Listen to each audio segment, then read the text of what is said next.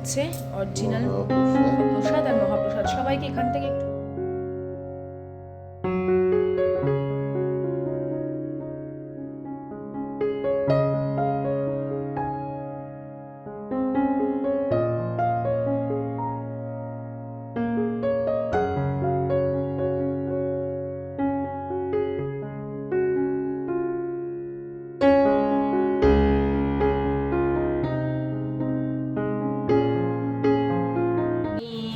সকলকে আরও একবার স্বাগত জানাচ্ছি আমার চ্যানেলে। আশা করছি সকলে খুব ভালো আছো, আমিও বেশ আছি। আমরা ফিরেছি হচ্ছে পরশু রাতে, অনেক রাতে ফিরেছি।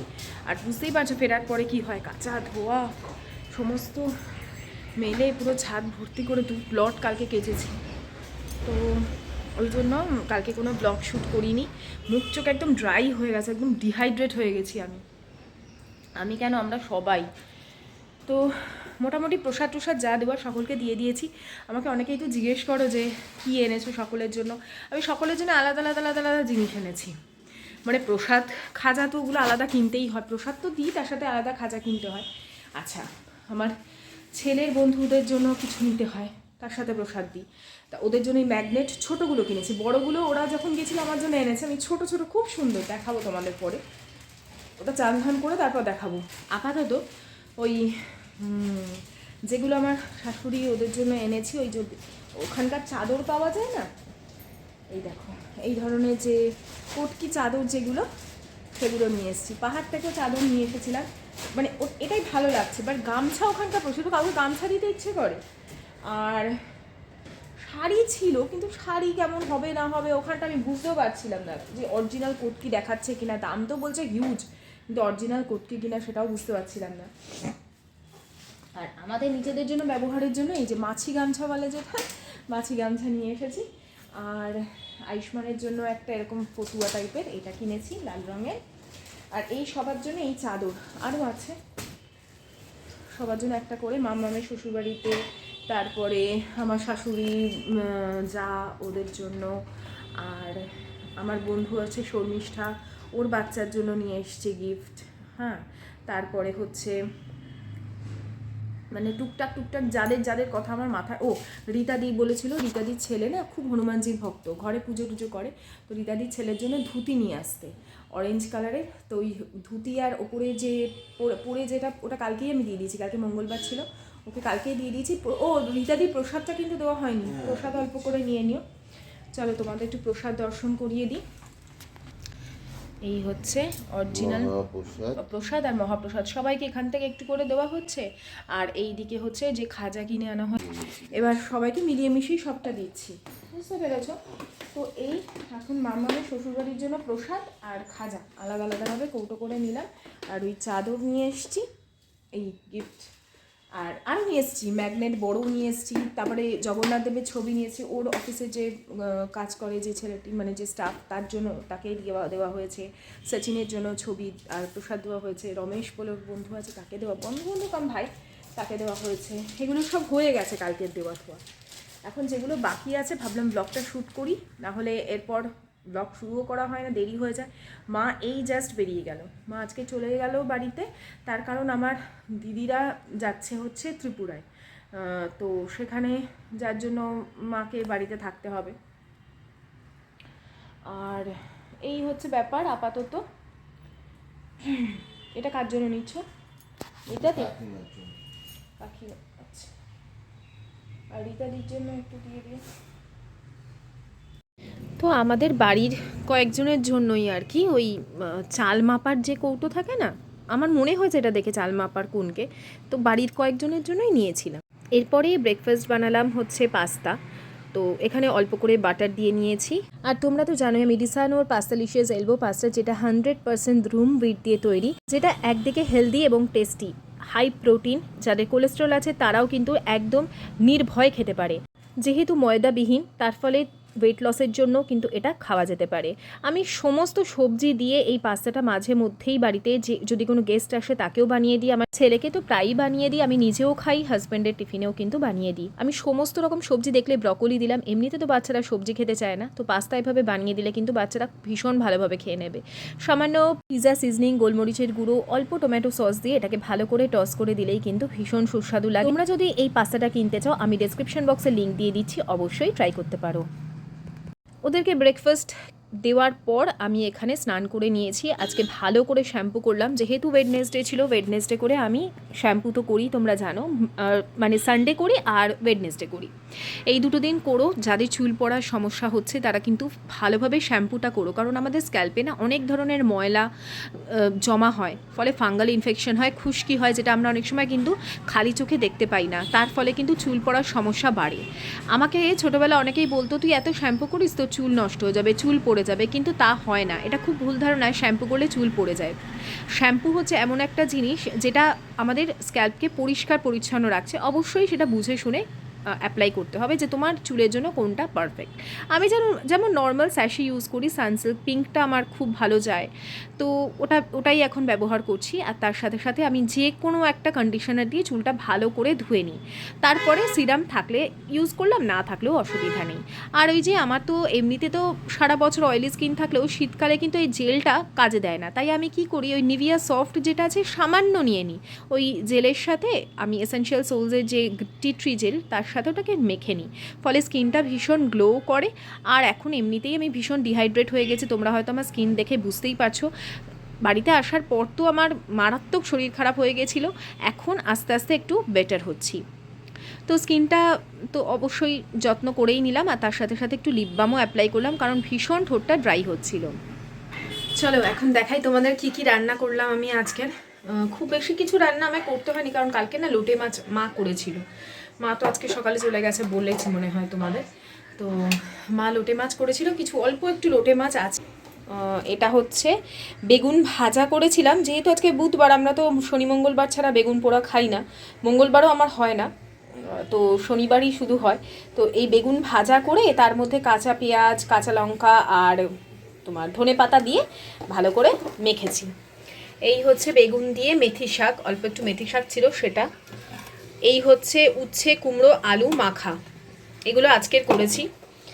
আর গতকালের বললাম যে লোটে মাছ আছে, এটা একটু ডালটা সেদ্ধ আছে অল্প, আয়ুষ্মানকে তো ডাল দিতেই হয় জানো, ওর জন্য অল্প একটু ডাল সেদ্ধ, ডিম সেদ্ধ এগুলো করতে হয়। এছাড়াও মেথি শাক, বেগুন পোড়া এগুলো খাবে, খালি মাছ খাবে না, মাছের কোনো পদই খাবে না। গ্যাসটা পরিষ্কার করা হয়নি এখনো, পরে পরিষ্কার করব। ডালটা বসিয়ে দিই আগে। আর এই দিকে দেখো, এটা হচ্ছে ওই কিছুটা ভোলা মাছ ছিল, পোয়া ভোলা হয় না, পোয়া ভোলা। আর অল্প একটু লোটে মাছ আছে, ওটা আমি মাইক্রোওভেনে বসিয়ে দিয়েছি, খাওয়ার সময় গরম করে নেবো, রেখে দিয়েছি আর কি। এই হচ্ছে আপাতত লাঞ্চ, খুব তাড়াতাড়ি আমি রান্না সেরেছি, কারণ অনেক কিছু আজকের কাজ ছিল, আয়ুষ্মানকে পড়ানো ছিল, প্রজেক্টের কাজ ছিল, যেহেতু এতদিন গ্যাপ গেছে, ওর পড়াশোনা যেগুলো ঘাটতি হয়েছে সেগুলোকে পূরণ করার আছে, মানে টিউশন তো, স্কুল না হোক টিউশন তো হয়েছে না, টিউশনে প্রচুর পিছিয়ে যায়, তো ওই জায়গা গ্যাপগুলোকে পূরণ করতে হবে, এই হয়ে ব্যাপার, বুঝতে পারলে? যত ক্লাস বড় হবে তত আমাদের পক্ষে ঘুরতে যাওয়া, বেড়াতে যাওয়া, হ্যাঁ, আর সবার বাচ্চার তো ক্যাচিং পাওয়ার সমান নয়, পড়াশোনার প্রেশারটা অত্যাধিক বেশি তাদের, তাদের মা বাবার প্রচুর মানে খাটনি পড়ে। আর যাদের বাচ্চারা ভীষণ সিরিয়াস পড়াশোনায়, তাদের বাবা মার এত চিন্তা হয় না, যেটা আমাদের হয়, কারণ যতক্ষণ ওরে পড়ে ওরে রেডি করে, সবাই রেডি হয়ে যাচ্ছে, তুই হচ্ছিস না, যতক্ষণ পেছনে খোঁজাখুঁজি না করবো ততক্ষণ আরামসে টিভি দেখবে, বিন্দাস থাকবে, মানে কোনো ব্যাপারই না। তো এই হয়ে যায় এক্সট্রা, এগুলো বার্ডেন, এক্সট্রা প্রেশার, এক্সট্রা চাপ। এই চলো, তো আজকে খেতে খেতে বেশ একটু দেরি হয়ে গেছিলো, 3:30 পৌনে 4টে মতন আমি খেয়ে উঠে সমস্ত রেখে তারপরে ছাদে চলে এসেছিলাম। 2 লট জামা কাপড় কেচে ফেলেছি, ওই মাঝখানে যে গ্যাপ একদিন গেছিলো, 2 লট জামা কাপড় কাচা হয়ে গেছে, আর লাস্ট যে বাকি ছিল সেগুলোকে একেবারে মেশিনে দিয়ে দিচ্ছি। প্লাস নিজেদের তো এভরিডে জামা কাপড় বেরোতেই থাকে, আর ঘুরে বা বেরিয়ে বাইরে থেকে এলে দেখবে তোমার যতক্ষণ না কাচা ধোয়া হচ্ছে, জুতোগুলো পরিষ্কার হচ্ছে, ট্রলিগুলো পরিষ্কার হচ্ছে, ততক্ষণ তুমি শান্তি পাবে না। আর ওই হাওড়া স্টেশন বা যে কোনো স্টেশন জানোই তো, এই ট্রলি ঘষে ঘষে নিয়ে গেলে কী যে হতে পারে। তাই জন্য যতক্ষণ না বাড়িতে এসে, আমি তো সমস্ত ট্রলি নিয়ে আগে ওপরে তুলে দিয়েছিলাম, তারপরে এক এক করে সমস্ত কাজ সেরেছি। যেহেতু আমরা ফেরার দিন বন্দে ভারতে ফিরেছি, আমাদের ফিরতে ফিরতে অনেকটা রাত হয়ে গেছিলো, আর হাওড়া স্টেশনে এসে গাড়ি পাওয়া মানে ডিফিকাল্ট। বাড়ি যখন ঢুকেছি তখন প্রায় রাত 11টা। সেদিন এসে আর আমার পক্ষে কিচ্ছু করা সম্ভব হয়নি। পরের দিনও যেন মানে ও মনে হচ্ছে যে আমি নড়তেই পারছি না। তারপর থেকে ঠিক আছি এবং নিজের কাজে একদম লেগে পড়েছি। এতটুকু বসার মতন আমি কোনো রকম জায়গায় দিইনি।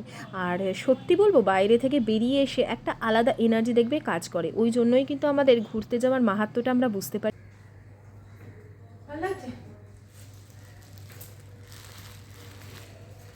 সুন্দর। কাজ করতে করতে কখন যে সন্ধ্যা হয়ে যাচ্ছে বুঝতে পারছি না। এখনো 5:30 বাজেনি, পুরো বাইরেটা অন্ধকার হয়ে গেছে আর তুমুল ঠান্ডা। মানে ঠান্ডার কোনো মানে সংজ্ঞা দিতে পারছি না, এত ঠান্ডা পড়েছে। এবার 1 তারিখ থেকে নাকি 12 তারিখ পর্যন্ত আরও ঠান্ডা পড়বে। মানে কি পড়বে বুঝতে পারছি না, দার্জিলিং কালিম্পং হয়ে যাবে মনে হচ্ছে। ঠান্ডা একবারে ডিগ্রি কোর্স করে এসছে। এবারে যেরকম গরমে কষ্ট দেয় সেরকম ঠান্ডায় কষ্ট দিচ্ছে না বাবা। ঠান্ডায় কষ্ট দিচ্ছে না, ওই 42-45 ডিগ্রির কথা মনে করলে মনে হয় আমি ভালোই আছি, তাই কি না? যারা বলে বলুক ভাই, আমার বাবা ঠান্ডা ঠিক আছে। এবারে চাদরটা আজকে বদলাতে হবে, অনেক দিন হয়ে গেছে এসে পর্যন্ত চাদরটা এ ঘরের বদলানো হয়নি। আমার ঠোঁটটা এবার এত ফাটছে না বলার মতন না। ওই যে বললাম না, ডিহাইড্রেশন খুব হয়ে গেছে তারপর থেকে। মানে বোরোলিন না দিলে আমার কমবে না। এদিকে বোরোলিনের যে ছোট ডিব্বাটা ছিল ওটা যে আমি মনে হয় হোটেলেই ফেলে এসেছি, খুঁজেই পাচ্ছি না। কারণ বাড়ি আসার পরেও দিয়েছিলাম, মায়ের একটা বড় বোরোলিন ছিল ওখান থেকে দিয়েছিলাম। এবার মা তো নিয়ে গেছে আর আমি বোরোলিন পাচ্ছি না দেখে বাবাকে দিয়ে রাতে একটা আনাবো। আগে একটু কফি বানিয়ে নিয়ে, আয়ুষ্মানের 6টা থেকে পড়া আছে। আমরা তো খেয়ে দিয়ে উঠলাম, উঠে আজকে আর আমি কোনো রকম রেস্ট নিইনি, একদম কাজকর্মে লেগে পড়েছি। সমস্ত তো দেখলেই, কাঁচা ধোয়াগুলো দিলাম, ওগুলো খাওয়া দাওয়ার পরেই করলাম সব। আরও এখন টুকটুক করে সব কাজগুলো করব। আর যেহেতু আজকে 31st, একটা স্পেশাল কিছু খাওয়ার আমাদের বাড়িতেই ইচ্ছা আছে, কারণ বাইরে আর বেরোনোর কোনো সিন নেই ঠান্ডায়। তো যা করব বাড়িতেই খাওয়ার দাওয়ার অ্যারেঞ্জ করব, সেটা 31st হোক কি 1 জানুয়ারি হোক, কি এই শীতটা যতদিন থাকবে ততদিন। তো বেরোনো, আমি একদম মানে ঘুরে এসে ঘরে সিল হয়ে গেছি, আর বেরোচ্ছি না। এখন একটু গরম গরম কফি হলে জমে যাবে।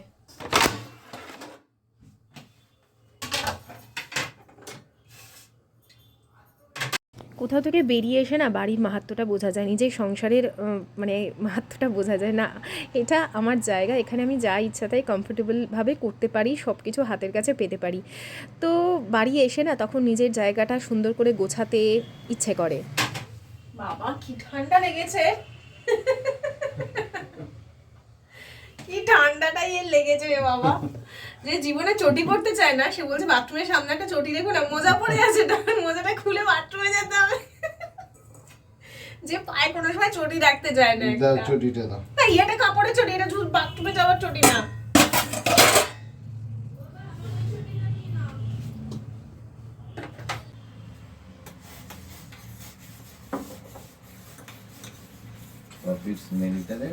আলাদাই একটা, হ্যাঁ ওটা ক্রিমি একটা টেক্সচার হয়ে যায়, দেখো সঙ্গে সঙ্গে মানে পুরো একটা ফেনা টাইপের উঠে আসে। আমি যতদূর জানলাম বিভিন্ন রিল থেকে, বা আমি যাকে মানি তোমরা জানো, তার বিভিন্ন টিপসগুলো আমি যেগুলো জেনেছি, আমি নিজের জীবনে সেগুলো অনেকবার প্রয়োগও করেছি। তোমরা জানো আমি আগাগোড়াই ভোরবেলা উঠতাম, আর এই 2026 হচ্ছে সূর্যের বছর। তো সেখানে বলছে যে বারবার যে যেন ভোরবেলা উঠি, তাহলে কিন্তু নিজের মঙ্গল হবে। কোনোভাবেই কিন্তু বেলা করে ওঠা, অলসতা সূর্যদেব যেহেতু পছন্দ করেন এবং তিনি ভীষণ নিয়মানুবর্তিতা পালন করেন, তো আমরাও যেন সেগুলো ফলো করি, তাহলে আমাদের জীবনে কিন্তু অনেক ভালো আসবে। আমার এই পুরী ভ্রমণ নিয়ে এমন কিছু অভিজ্ঞতা হয়েছে, আর এর আগে বহুবার টিকিট কাটা হয়ে গেছে, ক্যান্সেল হয়ে গেছে। তারপরেও আমি এবছর সারা বছর এমন কিছু হিন্ট পেয়েছিলাম যে আমি জানতাম আমি জগন্নাথ ধামে হয়তো যেতে পারবো।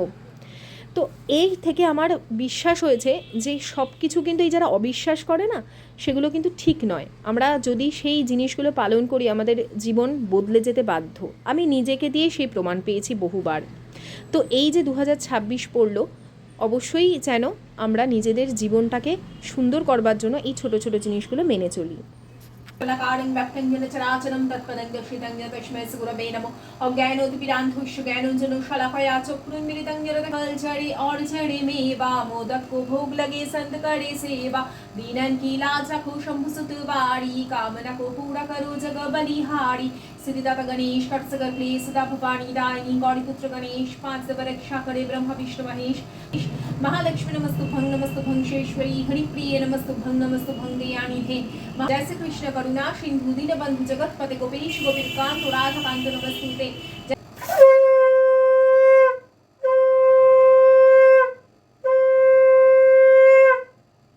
প্রথমত বছর ভোরবেলা ওঠাটা ভীষণ ভালো। দুপুরবেলা তো ঘুমোতে বারণ করছে, তবে আমি জানি না দুপুরবেলাটা আমি কিভাবে নিজেকে কন্ট্রোল করবো। হয়তো কোনো দিন শুয়ে পড়বো, সেটা সবসময় হয় না, শরীরের ওপর নির্ভর করে। আর তৃতীয়ত হচ্ছে ভীষণ নিয়ম শৃঙ্খলা পালন করার পরিচ্ছন্নতা, সেটা তো আমরা সবাই থাকি, পরিচ্ছন্নতা মেনটেন করি। আর তার সাথে সাথে এইগুলো হচ্ছে, আর ঘিয়ের প্রদীপ আমরা পারলে যেন একবার করে সারাদিনে ঘিয়ের প্রদীপ জ্বালাই ঠাকুরের সামনে। এইগুলো আমি শুনলাম, তাই আমি ভাবলাম তোমাদের সাথে একবার শেয়ার করি।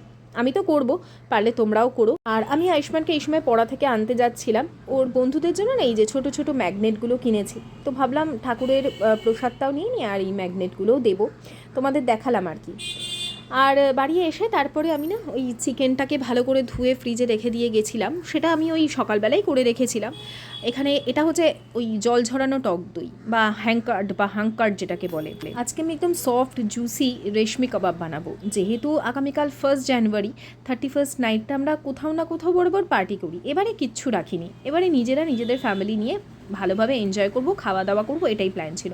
কারণ সবে ঘুরে এসেছি, এমনিই ভীষণ ক্লান্ত, তার উপরে মানে ঘরের কাজের তো এখন শেষই নেই, সব কিছু সেট হবে, সব কিছু ঠিক করব, তারপর আবার দেখা যাবে। কারণ আমাকে গতকালই এক সাবস্ক্রাইবার বন্ধু কমেন্ট করেছিল যে 31 কী প্ল্যান, কোনো প্ল্যান নেই, আপাতত শুধুমাত্র নিজেদের মতন করে নিজেরা এনজয় করব।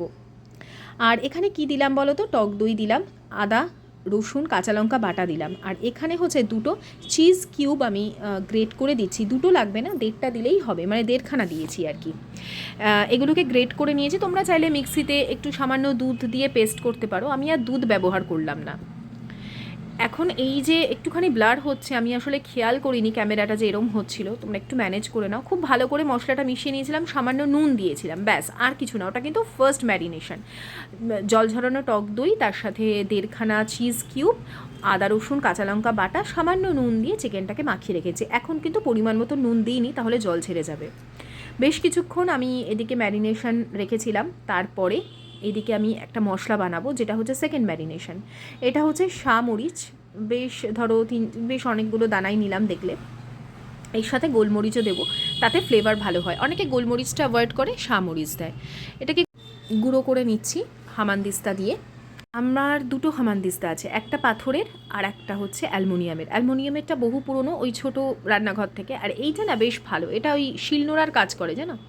তো এখান থেকে আমি 2 চামচ মতন দিয়ে দিচ্ছি। আমি তো আজকে তোমাদের সাথে যেই রেসিপিটা শেয়ার করছি সেটা তো আছেই, এছাড়াও আমি অনেক কিছু বানিয়েছিলাম আজকে, সেগুলো পরে তোমাদের দেখাচ্ছি কী বানিয়েছি স্পেশাল। তো সেই জন্য একটু অ্যারেঞ্জ তো করে রাখতেই হয়। ওই গোলমরিচের গুঁড়ো দেওয়ার পর এখানে আমি 3 থেকে 4টে মতন এলাচ নিয়ে নিয়েছি। এলাচের দানাটাই শুধু নেব, খোসাগুলো লাগবে না, খোসাগুলো আমি যে কোনো কাজে অন্য কাজে ব্যবহার করে নিতে পারি। তো এলাচের দানা ভালো করে আমি গ্রেট করে নেব। তোমাদের যদি এলাচ না থাকে, তোমরা গুঁড়ো এখন পাওয়া যায়, ওই গুঁড়োও কিনে দিতে পারো, যদিও এলাচ সবার ঘরেই থাকে, তাও বললাম। আর এলাচটা কিন্তু দিতেই হবে, বিশেষ করে এই রেশমি কাবাবটায়, হ্যাঁ, মালাই টিক্কা রেশমি কাবাব, যেটা ইচ্ছা বলতে পারো। তো এইগুলো সমস্তই আমি দেখেই শিখেছি, ভিডিও দেখেই শিখেছি, ইউটিউবে বিভিন্ন ভিডিও।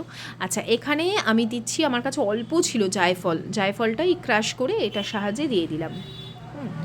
তো এখন আর কিছু দেওয়ার নেই। সামান্য পরিমাণে নুন দিয়েছিলাম পরিমাণ মতন, আর এখানে ধনেপাতা কুচি দিচ্ছি। ধনেপাতা বাটা দেবো না, বাটা দিলে কিন্তু কালারটা চেঞ্জ হয়ে যেতে পারে, তাই। আর এখানে দেওয়ার পর ভালো করে হাতের সাহায্যে মাখিয়ে নেব। হ্যাঁ, নুনটা বুঝে দিও, কারণ টক দই আছে। আমি কিন্তু নুনের সাথে সাথে সামান্য চিনি দিয়েছি, ভালো লাগে এই ফ্লেভারটা।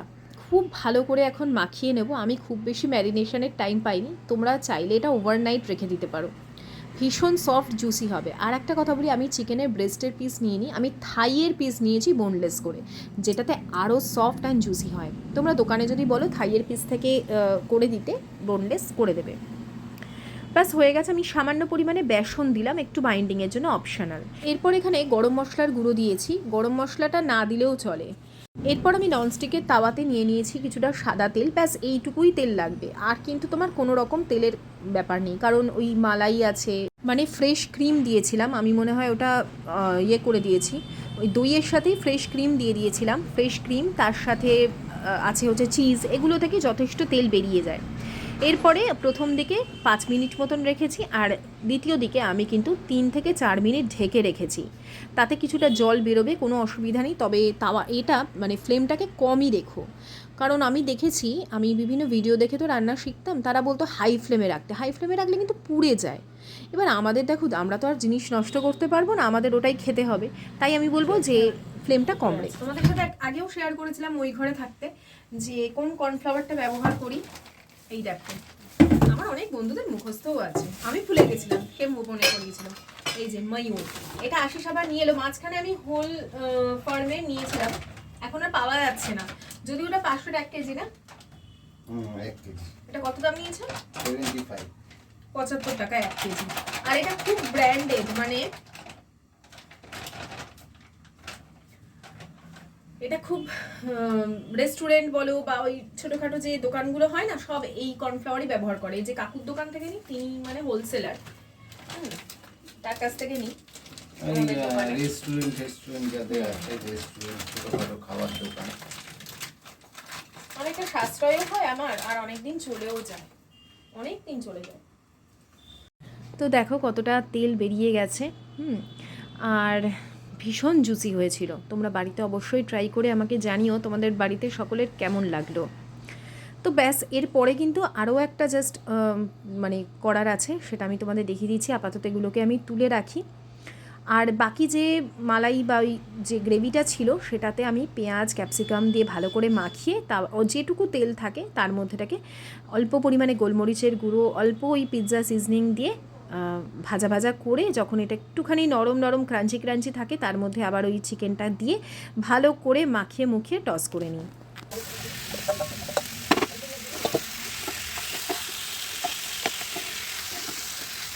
এরপর ওই যে তন্দুর যে ফ্লেভারটা আনার জন্য বা স্মোকি একটা ফ্লেভার আনার জন্য আমি একটা বাটি বসিয়ে নিয়েছি। তার মধ্যে কয়লার টুকরোটাকে খুব ভালো করে জ্বালিয়ে নিয়ে তার মধ্যে ঘি দিলেই ওই যে ধোঁয়াটা উঠবে, ওটা চেপে ধরলেই ওই স্মোকি গন্ধটা চলে আসে। যাদের কয়লা কেনা থাকবে না, তারা দারচিনি দিয়ে সেমভাবে করতে পারো। দারচিনিটা পুড়িয়ে সামান্য ঘি দিলে সেম ফ্লেভার আসবে। রেসিপি তো তোমাদের সাথে একটা শেয়ার করলাম, কিন্তু আমি অনেক কিছু বানিয়েছি, তোমাদের দেখাবো। দাঁড়াও, ব্যাক ক্যামেরা দেখাই, যাতে ঝটাপট করতে পারি, তাই আর এগুলো শেয়ার করিনি। এটা হচ্ছে ব্রকলি আর মটরশুঁটিকে সেদ্ধ করে অল্প সামান্য বাটার দিয়ে এটাকে ভেজেছি, অল্প একদম, আর গোলমরিচের গুঁড়ো। আর এটা ডিমটা না একটুখানি ছিল, ডিমের গোলা, ওইটাকে একটু মশলা দিয়ে ওই ছোট্ট করে, একটুই ছিল, একটা ডিমেরই হাফ ছিল। তার কারণে এই যে কয়েকটা পকোড়া ভেজেছি আয়ুষ্মান আর আয়ুষ্মানের বাবার জন্যই মেনলি। তো এই কয়েকটা পকোড়া ভেজেছিলাম, সেই ডিমের হাফ ছিল, ওইটা দিয়ে এটা করেছি। হ্যাঁ, এই আর এইটা তো তোমরা দেখেইছো, এটাই হচ্ছে মেন আজকের আমাদের মেন হচ্ছে ডিশ। আর তার সাথে সাথে আটা মেখে রুটি টুটিও করা হয়ে গেছে, ক্যাসারোলের মধ্যে আছে। শেষ করছি। আর চাদরটা না আজকে চেঞ্জ করলাম না, কালকে 1 জানুয়ারি, কালকে নতুন চাদর পাতবো। বেস্ট না? কারণ অনেকগুলো চাদর কিনেছিলাম না, মনে আছে তোমাদের? তো দু ঘরেই দুটো নতুন চাদর পাতবো। নতুন বছর পজিটিভিটি দিয়ে দিন শুরু করো, বা পুরো দিনটা খুব ভালো করে কাটাও, সবার ভালো হবে ব্যাস। আর সব কিছুই না, আমি একবার বলেছিলাম না 2024 সবার ভালো যাবে, হ্যান ত্যান, আমাকে অনেকেই বলেছিল খুব ভালো তো গেল না। সত্যি কারোরই ভালো যায়, আমারও যে খুব ভালো গেছিলো তা নয়, তবে সবটাই কর্মের উপর নির্ভর করে। আমরা তো মানুষ, কোথায় কি ভুল কর্ম করি না করি সেগুলোর উপর ডিপেন্ড করে। আর আমি যেন কি নিতে এলাম, ও বড় গামলাটা নিতে এসেছি,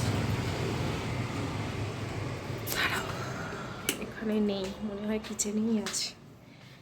তো খুব পজিটিভিটি দিয়ে এবছরটা আমরা শুরু করি, ভগবানের কৃপায়, জগন্নাথ দেবের কৃপায় সব ভালো হবে। এবছরের শেষটা যখন আমি তার পাদপদ্মে কাটিয়েছি, তো আশা করি আমার সারা বছরটা ভালো যাবে, সারা বছরটা খুব ভালোভাবে কাটাতে চাই। ঠাকুরের অনেক কিছু কিনেছি আজকে, যেগুলো আমি এই ব্লগে আর দেখালাম না, কালকের ব্লগে তোমাদের দেখাবো। কালকে বৃহস্পতিবার, খুব ভালো দিন, দিনের বেলাটা যেমন তেমন কাটলেও, কারণ আমার ব্লগ হয়তো তোমরা যারা দেখবে তাদের বলবো যে দিনের বেলাটা যেমন তেমন কাটলেও রাতে অবশ্যই ঠাকুরের সামনে একটু ঘিয়ের প্রদীপ দিও, হ্যাঁ, মানে সামান্য ঠাকুরের ঘি নিয়ে। আর অনেকেই হয়তো দাও, যারা দাও না তাদের জন্য বললাম, ঠাকুরের একটু ঘি আর পোলতের মধ্যে লাগে ঠাকুরকে ঘিয়ের বাতি দিও। ও আর একটা কথা, এই বছর না খুব ভালো ব্যবহার করতে হবে এবং গরিব মানুষদের যথাযথ সাহায্য, মানে তোমার সাধ্য অনুযায়ী সাহায্য করো, এটাও খুব ভালো জিনিস। 1 জানুয়ারিতে যদি এইগুলোর মধ্যে কিছু একটা করা যায় সেটা নাকি বেশ ভালো হয়। যাই হোক, তোমরা তো বুঝতেই পারছো যে আমি এখানে কিচেন টাওয়েল ক্লিন করছি। আমার কাছে প্রশ্ন ছিল যে কিভাবে আমি পরিষ্কার করি, সেটাই দেখাচ্ছি। অল্প বেকিং সোডা দিলাম আর দিলাম হচ্ছে একটুখানি না, মানে পরিমাণ মতন সার্ফ। এটাকে গরম জলে ভালো করে ফোটাবো, তারপর সকালে ধুয়ে দেবো। এই দেখো হাত সরাও আয়ুষ্মান, এটা হচ্ছে আয়ুষ্মানের থালা। সাজিয়ে দিলাম আজকে নিউ ইয়ারের দিন, সরি এখনও নিউ ইয়ার হয়নি, মানে 31st নাইট 2025-এর লাস্ট ডে। আর 2 ঘন্টা, এখন বাজে রাত্রি 10টা। কেমন লাগছে তোমার? ভালো করে খাওয়া দাওয়া করো, ঠিক আছে? চলো স্টার্ট করো। ভালো খাবার থাকলে তো ভালো করেই খাবো। ওকে, মশলা আন্ডা।